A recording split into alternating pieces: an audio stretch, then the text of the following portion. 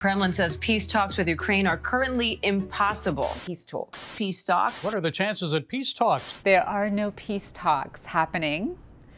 They probably won't happen anytime soon. And if you have peace talks, you have to first of all have talks about the talks. We are almost at the 1-year mark of the Russian full-scale invasion of Ukraine, and it shows no signs of ending anytime soon. The biggest question is the Crimea region, which in many ways has been Russified.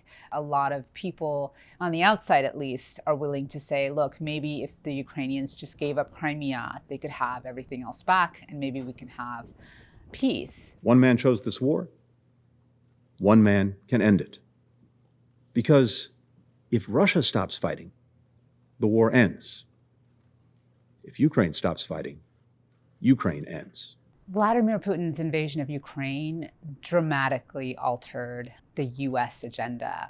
Economically, domestic politics. Foreign policy, for sure, has been affected by this war in Europe.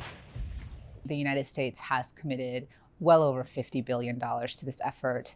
That number is probably going to go much higher. And it's not how much the US has spent yet, but what it has pledged to spend. There are some Republicans who are questioning whether the money that Ukraine is using is being used in a proper way, or whether it's being siphoned off, whether there's corruption. I will not vote for one more dollar to Ukraine. I will not vote for one more piece of materiel to Ukraine.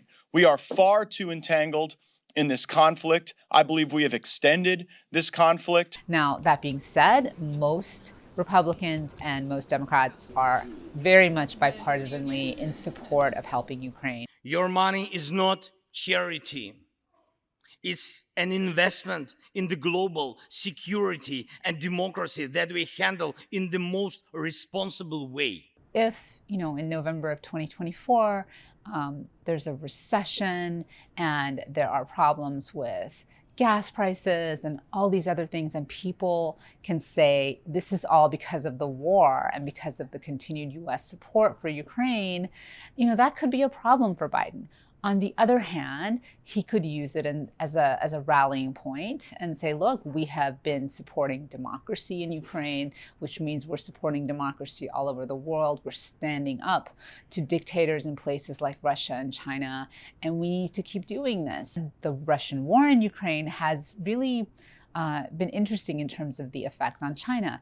The Chinese are friendly with the Russians. They've avoided taking real sides. The Biden administration continues to see China as the much bigger long-term geopolitical threat to the United States, certainly much bigger than Russia. And the US, in the meantime, is trying to, while increasing the strength of the United States economically and on other fronts to compete with China, it's also trying to find ways to cooperate with China on everything from climate change to battling pandemics, that sort of thing. And so the US is also trying to walk a fine line with the Chinese.